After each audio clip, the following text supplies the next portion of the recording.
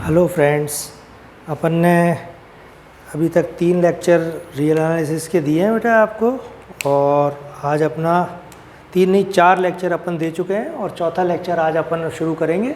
और उसमें एक क्वेश्चन है कि माना कि फलन f के लिए f of x plus Y is equal to F X plus F Y for each X Y belong to r, तब प्रदर्शित करो कि यदि फलन f बिंदु x is equal to a पर सतत है तो यह प्रत्येक वास्तविक संख्या के लिए भी सतत होगा। ठीक है, तो एक बहुत ही मोस्ट क्वेश्चन है ये और इसको अपन करेंगे। एक बार फिर से मैं कह रहा हूँ कि एक फंक्शन दिया हुआ है और उस फंक्शन की क्या प्रॉपर्टी है कि इस केस में f of x plus Y is equal to F X plus F Y होता है जब भी x और y क्या है, रियल नंबर है। अब अपने को यह सिद्ध करना है कि यह फलन f बिंदु यदि x is equal to a पर सतत है तो यह प्रत्येक वास्तविक संख्या के लिए क्या होगा, सतत होगा। ठीक है, तो सबसे पहले अपन क्वेश्चन को जब शुरू करेंगे तो बेसिक क्या है, इस क्वेश्चन में 2 प्रॉपर्टीज़ दी हैं उन्होंने। कि पहली प्रॉपर्टी तो क्या दी है उन्होंने कि कोई भी फंक्शन है और उसकी पहली प्रॉपर्टी है कि f of x plus Y is equal to, उस केस में क्या दिया है, F X plus F Y, जबकि x और y किसको बिलोंग कर रहा है यहाँ, r को। और दूसरी प्रॉपर्टी है कि फंक्शन बिंदु a पर सतत है। बिंदु a पर यदि फंक्शन सतत है तो अपन क्या जानते हैं कि फंक्शन की उस पॉइंट पर वैल्यू, फंक्शन की राइट हैंड लिमिट और फंक्शन की लेफ्ट हैंड लिमिट तीनों आपस में क्या हैं, बराबर हैं। सिद्ध क्या करना है अपने को कि फंक्शन, ये जो वास्तविक रेखा है मैंने जो बनाई है, इसके प्रत्येक बिंदु पर सतत है। मतलब मजे की बात क्या है कि फंक्शन सिर्फ एक पॉइंट पर सतत दिया है और अपने को ये सिद्ध करना है कि फंक्शन इस वास्तविक रेखा के जो अनंत बिंदु है उन पर सभी पर क्या होगा, सतत होगा। ठीक है, तो इस तरह के क्वेश्चन करने से पूर्व अपन क्या करते हैं कि अपन ये मान लेते हैं कि माना कि बीटा कोई स्वच्छ वास्तविक संख्या है और उसके ऊपर अपन फंक्शन को क्या करेंगे, सतत सिद्ध कर देंगे। और उसके ऊपर यदि फंक्शन सतत है तो वो प्रत्येक वास्तविक संख्या के प्रत्येक बिंदु पर क्या हो जाएगा, सतत सिद्ध हो जाएगा। ठीक है, तो अब अपन क्वेश्चन शुरू करते हैं। क्वेश्चन में क्या दिया हुआ है अपने को कि 2 प्रॉपर्टी दी हैं। पहला f of x plus Y is equal to F X plus F Y for each X Y belong to r, और फंक्शन वास्तविक रेखा के बिंदु a पर क्या है, सतत है। फंक्शन जो है वास्तविक रेखा के बिंदु a पर सतत है, यानी अपने को क्या दिया है, f of a minus zero is equal to F A बराबर एफ ए प्लस जीरो। ठीक है, अब इन 2 चीज़ से अपन फंक्शन को किस तरीके से सतत सिद्ध करेंगे उसके लिए अपन देखते हैं। एफ ए बराबर है अपने पास जैसे एफ ए प्लस जीरो।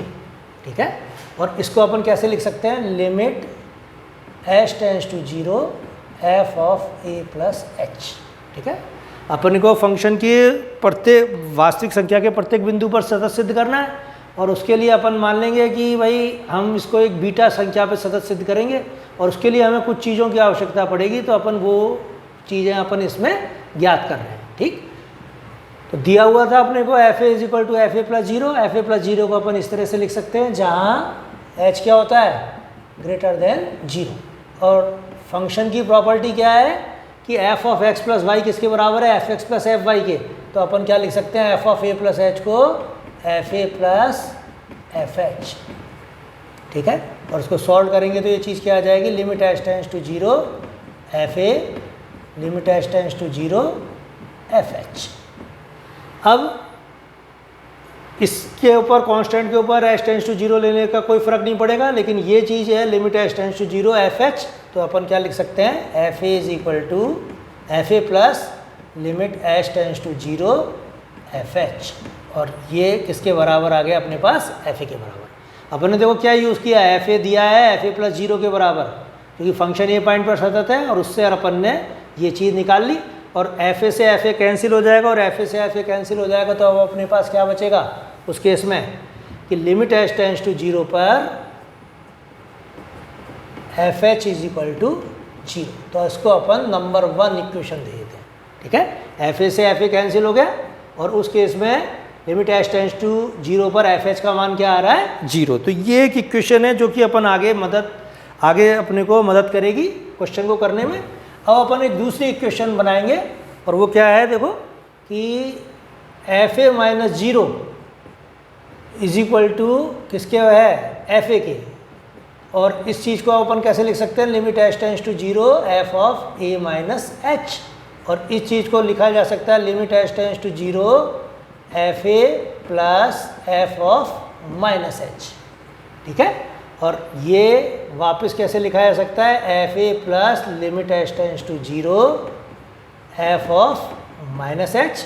और ये चीज़ किसके बराबर है, एफ ए के, तो एफ ए से एफ ए कैंसिल। और अब अपने पास क्या इक्वेशन आ गई, limit H tends to zero पर एफ ऑफ माइनस एच बराबर क्या है, जीरो। इसको नंबर 2 दे देंगे हम। ठीक है, तो अपने को फंक्शन की दो प्रॉपर्टी दी थी कि F of X plus Y बराबर F X plus F Y है, और फंक्शन क्या है, बिंदु ए पर सतत है। ठीक है, और अपने को सिद्ध करना है कि फंक्शन जो है इस वास्तविक रेखा के प्रत्येक बिंदु पर सतत सिद्ध करना है। इस वास्तविक रेखा के प्रत्येक बिंदु पर अपने को क्या करना है, सतत सिद्ध करना है फंक्शन को।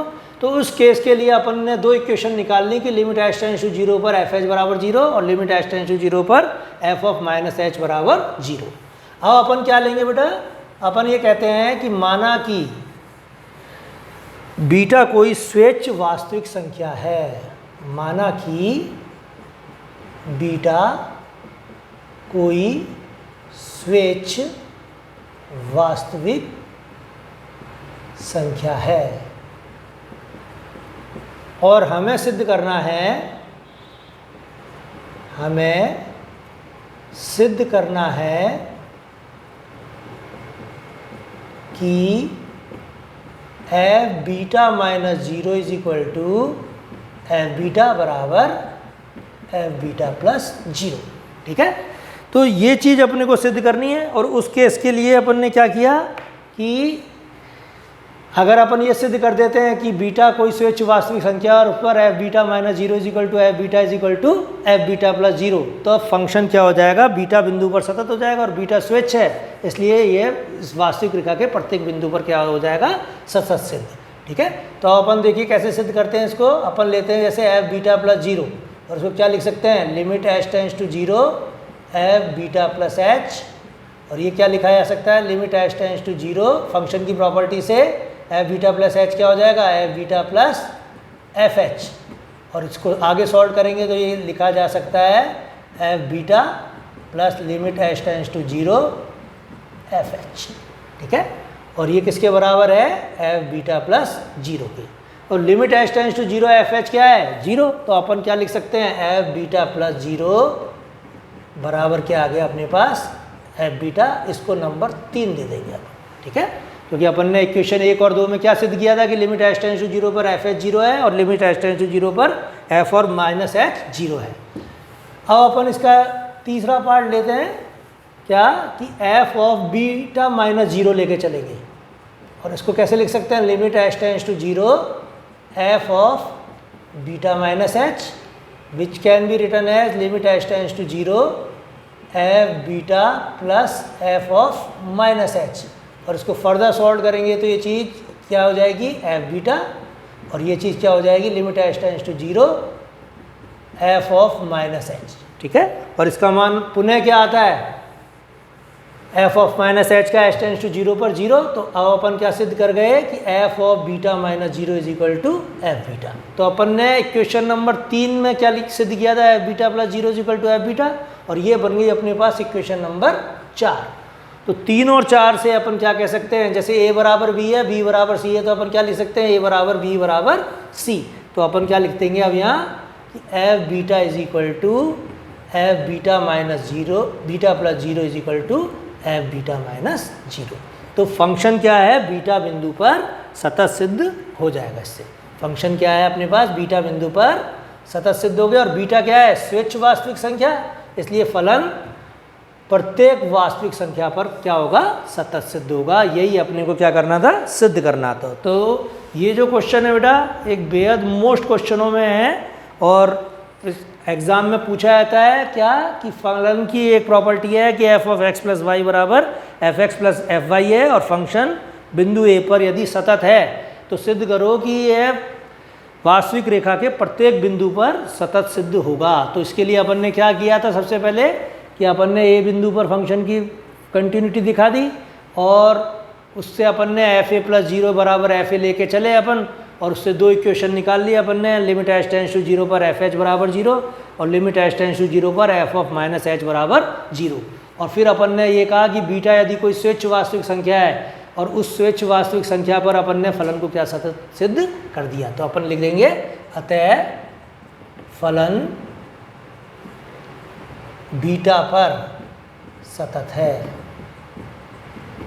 परंतु बीटा स्वेच्छ वास्तविक संख्या है, परंतु बीटा क्या है, स्वेच्छ वास्तविक संख्या है, परंतु बीटा स्वेच्छ वास्तविक संख्या है, स्वेच्छ वास्तविक संख्या है।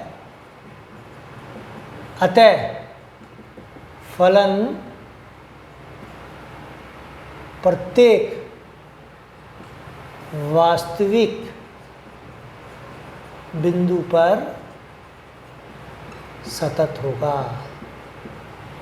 तो ये जो स्वेच्छ वास्तविक संख्या अपन ने मानी है, जैसे अगर अपने पास 100 चीज़ें दी हुई हैं और अपने को 100 पर उसको प्रूफ करना है कि कोई प्रॉपर्टी है, तो अपन एक कोई भी उनमें से वैल्यू ले लेते हैं और उसको कहते हैं कि ये स्वेच्छ वैल्यू है, और इस स्वेच्छ वैल्यू पे यदि अपन उस चीज़ को सतत सिद्ध कर दें या उस प्रॉपर्टी को सिद्ध कर दें, तो बाकी 99 चीज़ पे भी क्या होती है, वो प्रॉपर्टी सतत सिद्ध हो जाती है। तो इस तरीके से अपने क्वेश्चन आगे भी करने बेटा, और ये आज अपन यही लेक्चर का एंड करेंगे अपना, है ना।